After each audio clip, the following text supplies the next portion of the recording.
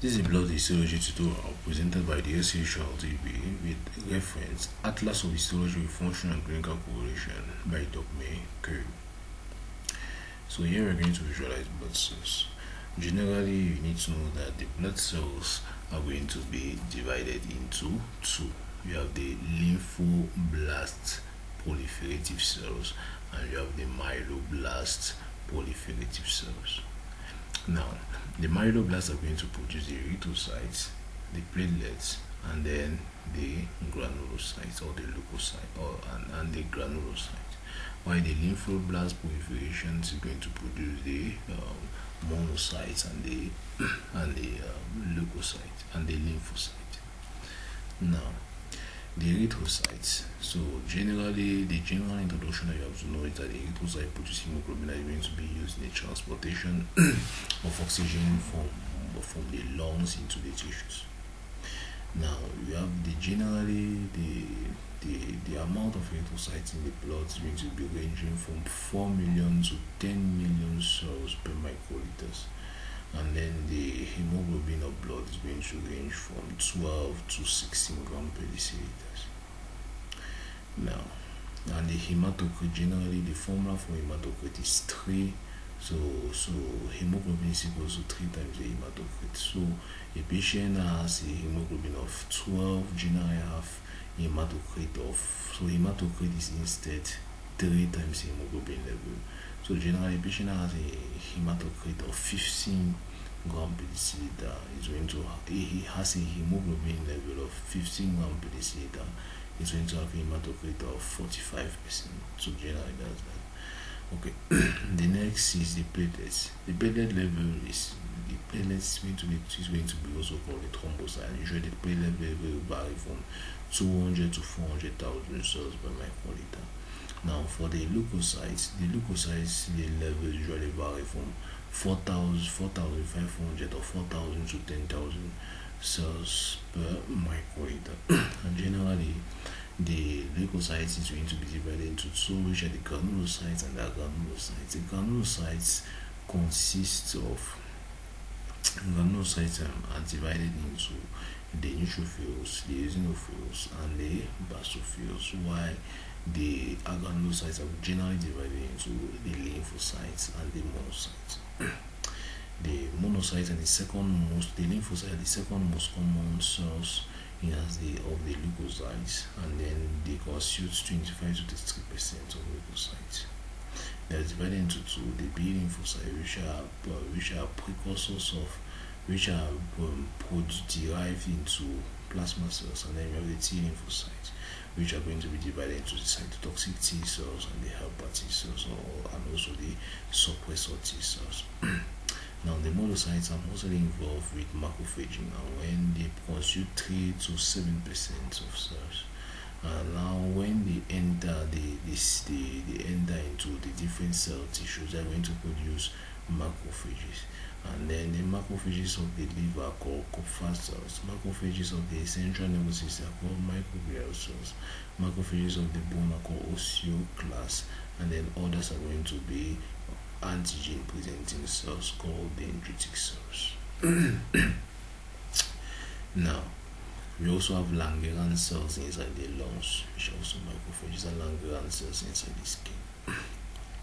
Now, the neutrophils are the highest, the most abundant leukocytes, and they constitute 54% to 62% of all the cells that are involved with phagocytosis. Now, you need to know that the granulocytes do not have any division. They cannot divide again. So when granulocytes are produced, they cannot divide. They will die later on. When the granulocytes are produced, they have unlimited division, so they can still divide later in their life. Why division for the granulocyte is limited. Now, the eosinophil consists of 1 to 3%, mostly involved with parasitic infection.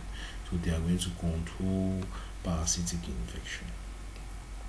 Here, the neutrophils, so that's for eosinophils. Now, lastly, the basophils usually are involved now with anaphylaxis and allergic reactions, and also involved with the control of microbial infections. So now this is generally the schematic and the histological representation of each of these cells. So erythrocytes is this and this. So usually have this structure. Platelets, this structure. Granulocytes is having a large nucleus like this. Monocyte have a bilobe nucleus like a bean shape like this. Neutrophil has a polymorphic nucleus like this. Eosinophil polymorphic nucleus, but eosinophilic granules, and basophils has polymorphic nucleus by basophilic granules that prevent you from seeing the nucleus. Now, the next thing is the erythrocyte. Now you need to know that what the main stain that is used in blood tissues is no more hematocyte and erythrocyte stain, but instead the red Gamster stain, that the red stain, or you can say call it the red Gamster stain.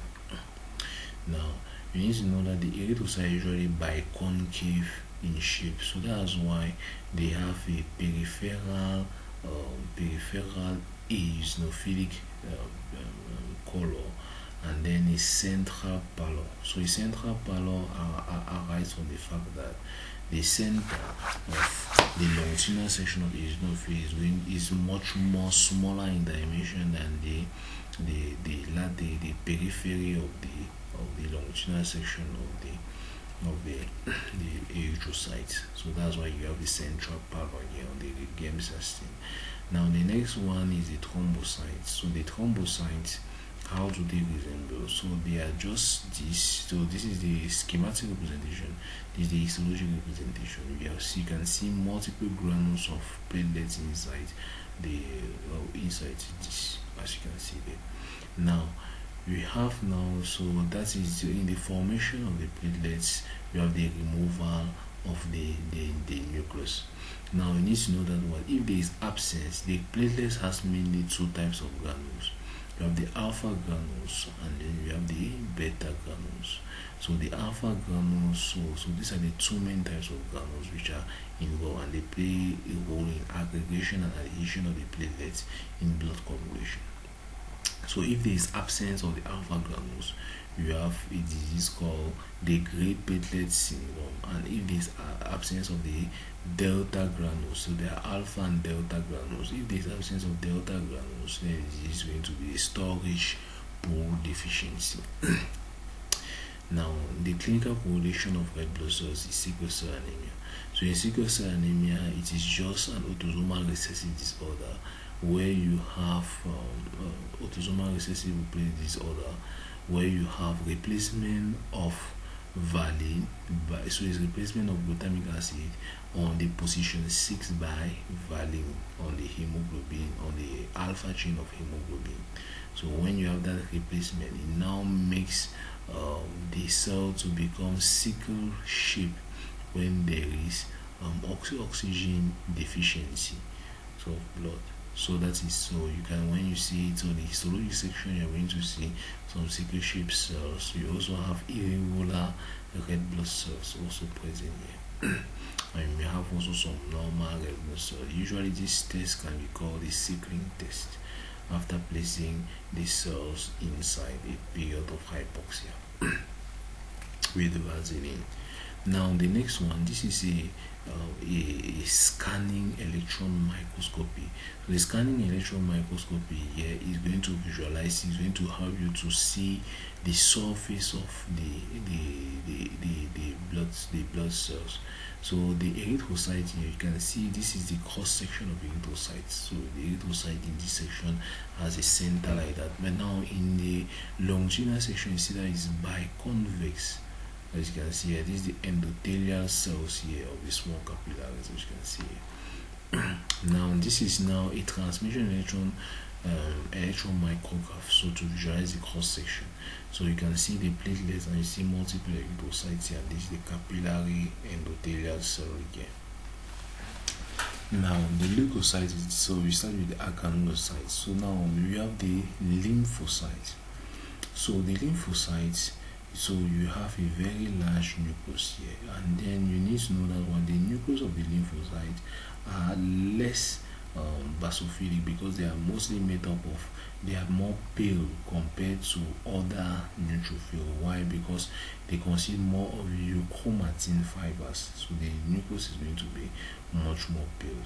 So in the lymphocyte, now the neutrophil, they have a polymorphic nucleus, as you can see here. Now monocytes, the nucleus is much more going to be bean shaped. So the nucleus of the monocytes are going to be bean shaped if you want other card, and they have also granules, and their granules are going to be azurophilic granules, which means that they have granules which are azurophilic granules. That means that the granules attract azote. So the granules attract azote, and they are blue purplish, much more in color. That's the color of the granulosity, azophilic granules. So they are attract azote, and then they are blue purple in color. Now the next thing is the clinical presentation of the clinical correlation of this image. So we have chronic lymphocytic leukemia. Chronic lymphocytic leukemia actually is a form of leukemia where you have mature lymphocytes inside the blood. So with these mature lymphocytes, so on histologic section, on histologic review of this, you can visualize chronic lymphocytic leukemia lymphocytic cells, but it's not actually easy to distinguish. So, but what can be specific with chronic lymphocytic leukemia, though it is not found in much amount, are the smudge cells which are found inside the histologic section. Now, the next thing to realize are the neutrophils. So, the neutrophils, we said that there are cells. These are cells that have mainly, so they have polymorphic nuclei, and then you need to know that what they have granules. Their granules are divided into two types. You have the primary granules, and then you have the secondary granules. The primary granules are azurophilic, meaning that they absorb azure and then they turn blue purple. Now we have secondary granules, and this mostly consists of lysosomes. So lysosomes are the one that absorb azure. Now the next one, azure died. Now the next one is the secondary granule. The secondary granule of neutrophils now contain so they are more specific for neutrophils, and this one contain antibacterial products, but they cannot be easily seen on the stain. So they cannot be easily seen when you use the red stain. Is it clear? So it is better when you they stain lavender and salmon pink with that, but they are difficult to distinguish because of their small size. Is it clear? So like other granular leukocytes, neutrophils are terminally differentiated and they cannot divide again. The next thing, we have the loop of nucleus. This is the electron microscopic view. We have the loop of the nucleus here. We have the granules. The granules divided into two, the secondary and the primary granules, as you can see. Now this is how lymphocytes are involved in their life cycle. So lymphocytes come from the bone marrow, then it has receptors that are going to be located around it, which are called usually FC receptors. Now the FC receptors are going to bind to antibody, antigen combination. So when it binds to that, it's going to phagocyte on that. Then the lysosome antibacterial product compounds from the different primary and secondary granule are going to bind to the bacteria, then disintegrate the bacteria. Then we have the residual bodies, and later on the cell die by apoptosis. Now this is the eosinophil. So eosinophil is usually made up of two lobe nucleus, and now it also make up of granules, and those granules are azurophilic. So we have a few azurophilic granules of the neutrophil. So these are the few azurophilic granules of neutrophils that we have. Now specific granules usually contain, the specific granule of this usually contain hydroxylase, peroxidase, histaminase, basic products, an eosinophilic cationic product. So you don't actually have many eosinophilic products that are going to turn the cytoplasm into bold blue or purple. They are much more going to be basic products, that is histaminase, peroxidase, hydroxylase, and which are eosinophilic cationic products. So and which have anti-hermetic property for parasitic. So those are the main granules which are involved, but there are also some azophilic granules which are lysosomal enzymes. But the major granules involved are anti-emetic, have anti-emetic property, and then they are eosinophilic. That's why they are much more pink in color. So when you absorb eosin, you are much more pink, because if you know the product of eosin, you know that eosin is actually a pink to red color. Now, the next thing to visualize is going to be the basophils. So the basophils have also multi-lobe nucleus, but on the histologic section, it's not easy to identify even the nucleus of the basophil. Why? Because the nucleus of the basophil and the granules of the basophils are both of them basophilic, so it's not easy to distinguish. And then you need to know that the specific granules of the basophil contain heparin, histamine, peroxidase, which are basophilic agents. So which are basophilic agents, so it's not easy to distinguish it from the nucleus. Now, to visualize now, so this is now the eosinophil of electron microscopy. So this is, you see the bilobed nucleus of the eosinophil, then you have the granules of the eosinophil. So these are the crystalloid in the eosinophilic granule, that's internal, so the eosinophilic granules. So now, if you want to have a brief summary of just what we did, we just visualize this: the percentage, the appropriate amount, the percentage of the white blood cells of each of them is going to be given, the nucleus, how the characteristic of the nucleus is given, the granules of the cytoplasm, and if it's azophilic, basophilic, and eosinophilic is given to you. And then the last one is the main function of each of these cells. So from here we say thanks for your kind attention, and let's go to the next tutorial. Thank you.